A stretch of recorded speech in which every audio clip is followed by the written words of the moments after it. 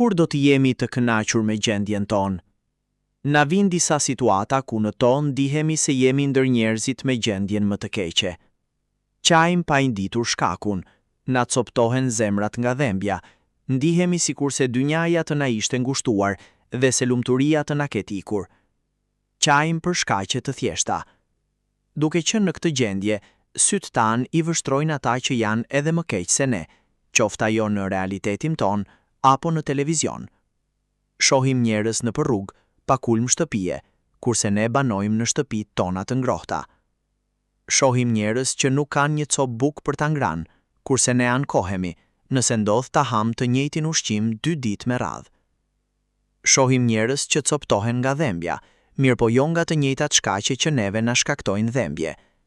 Ata ndjejnë dhembje nga sëmundjet e ndryshme që i kanë goditur, kurse ne jemi me shëndet të plot dhe prap vazhdojmë të ankohemi. Kur do të jemi të kënaqur me gjendjen ton, o ju njerëz, dhe të themi elhamdulillah, falenderimi i takon Allahut, nga thellësia e zemrave tona? Marrë nga Hoxhe Irfan Yahiu.